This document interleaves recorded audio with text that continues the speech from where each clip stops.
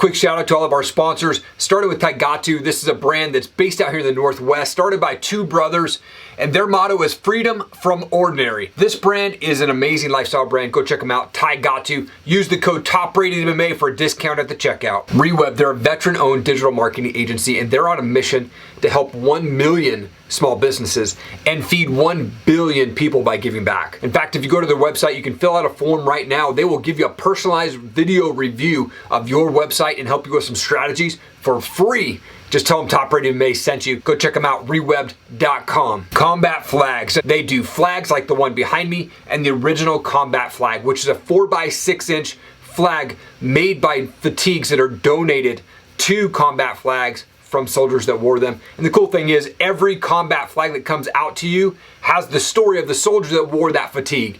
They have donated close to $80,000 to Stop Soldier Suicide, a great organization. Go check them out, Combat Flags. Rep Sports. Look, this is not your typical supplement store. These guys have everything and they taste great and it's good prices. Protein, weight loss, muscle build, pre-workout, you name it, they've got it. Plus, they're the makers of Raise Energy. Like I said, go check them out. Rep Sports at topratedmma.com. Use the code TOPRATEDMMA for 15% off your order and go order them today. I hope you're 20 times karate champion in the world, MMA fighter with Invicta FC, your boxer, much, much more. Thank you so much for taking time. I appreciate it. Yeah, thank you for having me. Like I mentioned, your whole family is involved with karate, martial arts. Your dad has over 30 world titles to his name. Where did you grow up? What was childhood like for you? Well, childhood was great. So whenever I was like 3 years old, 4 years old, my dad would teach us self-defense in the basement. Okay. And we didn't know that we were doing self-defense. We just thought we were playing with dad and we were allowed to scream in the house for once. Right, like, yeah. Yeah, it was great because we wouldn't get in trouble for screaming in the house. Right. And then eventually we got into Tung Sudo and we got our black belt. I got my black belt at like 9. Wow. Yeah, they're just really cool. And then I started doing nunchucks after I got my black belt. And when I was about like 10, I saw Chris Cyborg versus Gina Carano. It was the first time I saw females actually fighting MMA. And I remember looking to my parents while we were watching. I'm like, girls can do this too? Right. I'm totally going to do it. And me and my older sister, who also does MMA, we were both like, we're going to be the champs in it. We're going to be great in it. And mom and dad are like, whoa, you don't have to make big decisions like that right now. But we're like, no, definitely. We are so going to be the champs in this. And so soon we got it. Then we got into boxing because they're like, we got to make sure you're able to take full contact. We went on the national circuit with sport karate because, as my mom said, we needed somebody to kick our butts. We couldn't just go in the local circuit where we were already dominating people. Sure. Okay. And so finally, I remember the first time that I had an MMA fight. The first punch I landed on the girl's chin, I was like, wow, that tasted good. I want to do it again. Like, That's awesome. No other description in my mind for how that felt. And I'm like, it's the greatest feeling being in that cage. It's like the rawest expression of myself. Yeah. I always love your energy when you step into the cage there. But prior to getting into the cage, what are you feeling backstage? You ever get nervous at all? Well, I get a thrill. Okay. But not like necessarily like nervous kind of. I get like really like I'm gonna go destroy this person kind of thing, and you get your like heart racing. But most of the time, it's just like I feel like surprisingly, especially in the last like few fights, surprisingly chill. My first 2 fights, I was like super nervous. I was like, I knew I was gonna do well, but it's like, well, how am I gonna do though? You know? Right. Like, I still felt like I was going to win. I just didn't know how are you going to do it. Right. But then after that, I actually started feeling like really calm. And I recognized, oh, this isn't a bad thing. This is actually a really good thing. Yeah. The first time I was like, no, I'm feeling too calm. I'm going to be like lethargic in the cage or whatever. Next time I let myself be calm, and I was actually able to like perform even higher level in the next fight. So I feel like my fight name is Hurricane. Yeah. So on the outside, it's like craziness, intensity, all this power, but on the inside, I'm just like, okay. Right. Yeah. I just feel all chill inside. That's all. How did you get the nickname Hurricane? My dad gave it to me. Okay. So he was trying to get me to do something with my nunchucks, and we'd been playing around with fight names before. Oh, gotcha. Okay. But like he was trying to get me to do this thing, and it was taking a while. I wasn't getting it, and finally when I did, he was like, "Yes, that's it. You're like a hurricane. Oh, that's your name. That's your fight name. That's what it is." Like, yeah. So I got that from doing nunchucks. Oh, that's great. Oh, that's awesome. Coming from your family that has just, awesome martial arts background, how much confidence did that give you as a kid competing, and then even now today competing? It gives me a lot of confidence because I train all the time. Yeah. I was doing it like pretty much every day whenever I was a kid. Mm-hmm. So whenever I got into competition, I knew that I had put in the work, and I just went and did it. It was just kind of what I did. So it was very nice. And having my my dad be my head coach all the time, and my siblings, my 2 sisters, we trained together. So it was always just like what we did. It was great. I always had training partners and other people there helping me to make it to the next level. Right. What was that transition like for you, kind of training stand up and karate for so long, and then transitioning to like the jiu-jitsu and the ground game? Once I got the transition was kind of different because the kind of conditioning that you got to be in for the ground is different than the kind of conditioning you got to be in for striking. So it was a little bit like weird in the transition at first. It would be like, I was like, wow, what is this? I can fight for 4 hours like in a competition, right. But I just had one grappling match and it feels so different. It wasn't that I was out of shape. It was a different kind of condition than what I was used to. But I love it. I love being able to like choke people while now I get to punch them and choke people, so which is great. Right. Yeah. I love having it all put together. I love the whole aspect of MMA. It's just it's really cool because I get to do so many cool stuff. Right. Yeah. I mean, my daughter, she's 10. She's been, contemplating going into karate and stuff like that. And for those young girls who are maybe thinking, maybe I do want to go into this karate thing. Well, karate, I feel like it is super awesome. It teaches you not only like how to like punch and kick and stuff, but it teaches you respect. And while you're learning respect for everybody else, you're learning how to respect yourself and have confidence in yourself. And you realize, wow, I'm moving forward and I'm actually like really good at this. Like you're able to find out that even if you have struggle, you see the progress as you're going forward. The discipline helps it's very settling. Yeah. Some people be like, wow, that's boring. Why are you just like holding these positions and you have to do this technique perfectly? But the actual like focusing on the technique being as perfect as you can get it and making it solid and holding the position, it comes with this nice settling feeling. And then you don't have to think while you're in there. It's just do the move and that's all that you're focusing on. Yeah. So I recommend karate for anybody. Yeah. Karate, it might not be for everybody, but it's for anybody. It doesn't matter what age you are, whatever physical ailments you have, like karate can benefit anybody. So yeah. Well, and then in September of last year, you signed a multi-fight deal with Invicta FC. Congratulations, by the way.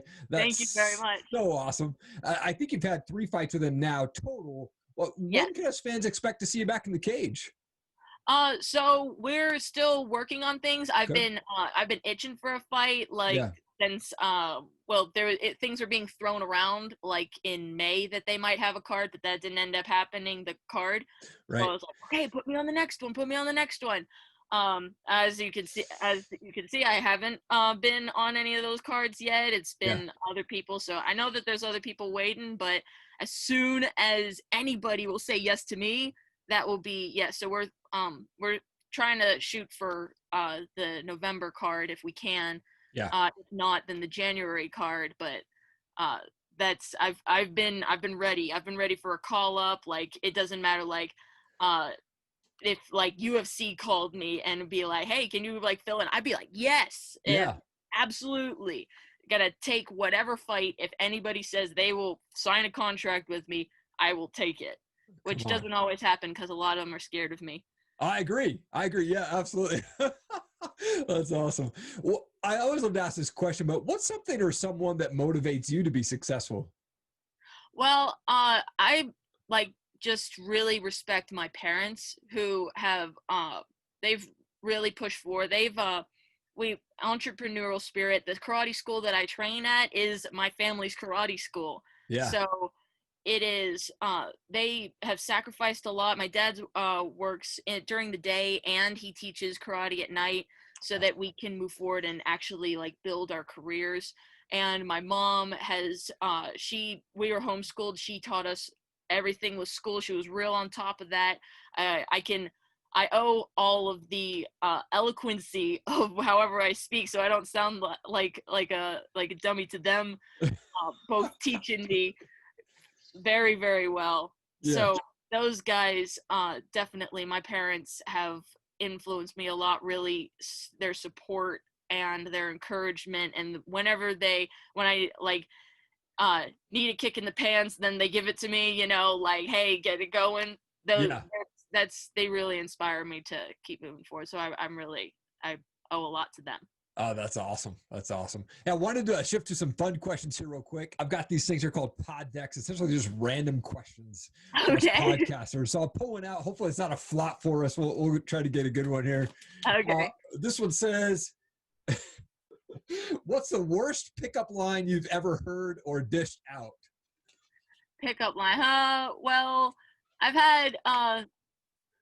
I've turned down. I've never like had a boyfriend before because I'm like, no, not until I actually want to marry somebody. So that's just my take on it. Like, I got my career. So whenever people, a lot of times people will start talking about like, oh man, yeah, I like somebody once was talking to me at a karate tournament and they're like, yeah, I would like I don't have like a girlfriend or whatever, and they're like starting to talk about like how they don't, but I could like tell like where this was going, and I'm like, oh yeah, me personally, I'm just focused on my career, and I'm gonna be, and then it's like, oh great, well that's laid down. So yeah, Right. Okay. whenever they start talking about the fact that they don't have a girlfriend, then that's like, okay, yeah, I doesn't mean that I'm going to fill that hole because right.